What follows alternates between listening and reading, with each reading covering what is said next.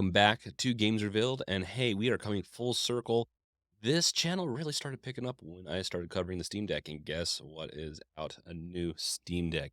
Yes, the Steam Deck 2. No, okay, it's not the Steam Deck 2. It's the Steam Deck OLED. They are taking a page out of the Nintendo Switch playbook and are releasing an OLED version, which is a little bit more powerful, a little bit more performant. And I think the biggest focus was on the battery, but a surprise came in with it. Something that they said potentially wouldn't happen, but did happen. So we're going to talk about that in today's video. And then I'm going to be doing a live stream later. So catch that if you want a more in-depth look into the Steam Deck OLED. I do not have one myself right now, but I do have decisions to make. Whether I'm getting the Steam Deck OLED or the Legion Go, we'll see. Donations welcome, but I'm not a beggar. But who knows? So with that, make sure to like, subscribe, bash that bell with your crowbar. Okay, and here we are. Store.steampowered.com/Steam Deck, where it has the announcements flashing right before us. It's a beautiful site. And honestly, this gives us a lot of information. There are a bunch of reviews already out, which I will cover in the live stream later, which you can watch live or lives. It's up to you. So, first and foremost, like I mentioned earlier, the biggest thing that they wanted to make sure happened was a 50-hour battery along with this reduced chipset. What this translates into is 3 to 12 hours of battery life, depending on the game, of course, which is what they mentioned. Um, I think I have my opinions about all this. I am both surprised with some of the choices they made here, both good and bad surprised. I will mention those in my live stream though, as I want to keep this shorter than normal, as this is supposed to be an announcement, kind of a fun video. Not to Nick, and okay, I'm really excited. I want to get one of these. Okay, so the two things you're going to notice, also, well, you're going to notice a lot of things, but the two sizable things you're going to notice are the sizes have changed. So now the base OLED is 512 GB, and the collector's edition or their special edition that they're going to come out with, which is a 1 TB, I believe, which is going to have some specialty things to it, is a 1 TB edition, which is nice. The prices are also very reflective of now there's not a 64 GB version.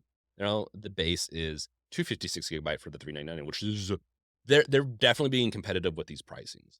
Like this is awesome to see because for a console-like experience that's competitive more with the Switch than maybe some of the other handhelds coming out, I think these are good price ranges. There's obviously caveats to all this. The other sizable change is that it is a 7.4-inch screen instead of a 7-inch, and I believe it has a little less bezel. So where there was a little bit of a fatter bezel area, they actually reduced that a little bit by just adding an extra few more inches, which was an interesting choice on their part.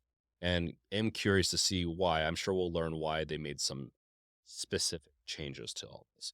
Um, then you'll see it's the same ratio. It's a 16:10 ratio. It's an HDR OLED display. So if you want to walk away from this, probably the two biggest things that you're going to walk away, like, is the screen and the battery. That was what they focused on. And I know that they were going to be focusing on the battery mostly. That was what they were planning on focusing on. I was not planning on them focusing on the screen so much. And I'm not shocked they did an OLED, but I am a little surprised they did an OLED. This is unfortunately probably going to kill the project. Deck HD potentially. I don't think it's going to fully kill it, but with this direction, Deck HD will have a pool of a million to two plus whatever units are sold of Steam Decks to sell to, but that will diminish over time. They'll have to move on to something else. The 6 nanometer APU is great. I love seeing that. Not sure why they didn't do a whole refresh on the APU. They essentially shrunk the size, which reduces the heat and the power consumption. That's how, mixed with this 50 watt-hour battery, and this is how they were able to increase this from 2 to 8 to 3 to 12. And 3 to 12, like that's on the high end, that is a 4-hour difference, which is pretty awesome. On the low end, it's an hour extra. I will have to admit, I never had too many issues with my battery life on my deck, but having some extra battery will be nice. Especially if I mean, and I will have to say with the Switch, the OLED screen really did make it feel like there was a visual upgrade graphically, even though it wasn't really that much more powerful of a processor or APU. And this is a cool one, the HDR being included, which makes sense. If you're doing OLED, let's include the HDR too.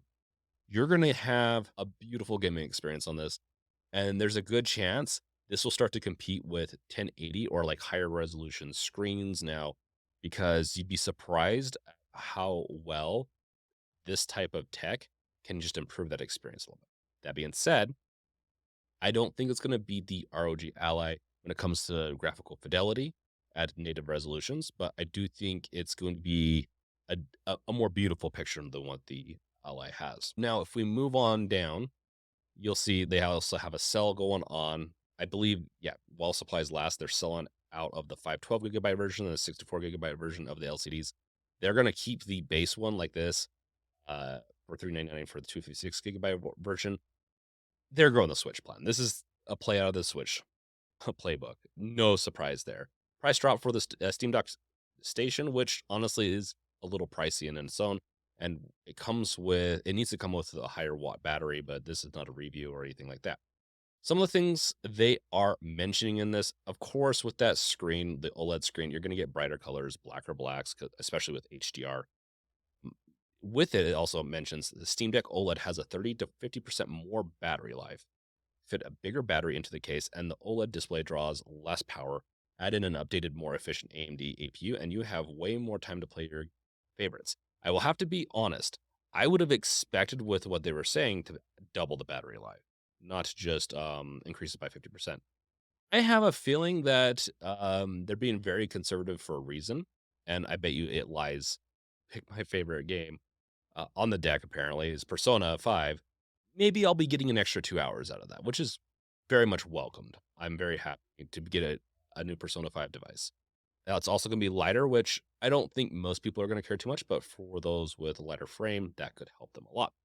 Another big note, I didn't point this out as much to you guys, but for some, the Wi Fi 6E upgrade is going to be a big deal. For me, I haven't noticed too many issues. I play a lot of single player games and I don't download very often. So I have not had to deal with the Wi-Fi speeds being a problem, but it lower the latency, so your multiplayer games are going to be better, and you're also going to be able to download, like this says, up to 3 times faster, depending on your internet, of course. And transferring from your main PC to the Steam Deck should also be quicker too with that. With everything else, though, it's still the Zen 2 plus RDNA 2 powerhouse. I believe the controllers are still the same. Pretty much almost everything else is the same.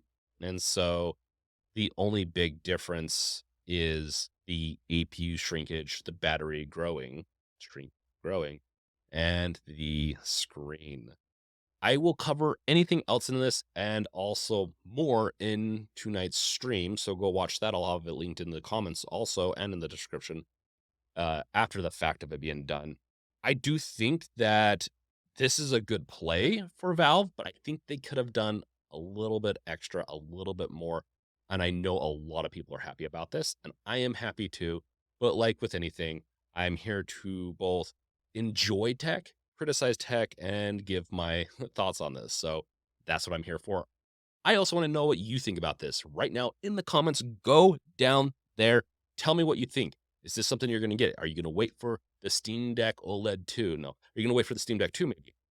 This is I'm glad that they're going to be doing refreshes like this. I hope they do a refresh every year and a half to 2 years. I think that would be a good goal, especially since like it's PC world tech hardware. It moves so fast, and because the operating system is Steam OS, they control it. And because the hardware is so similar between these iterations, it's not going to change compatibilities very much for games and all that. So very exciting to see all this. And I want to know what you guys think. So let me see tonight. Peace out. Later, guys.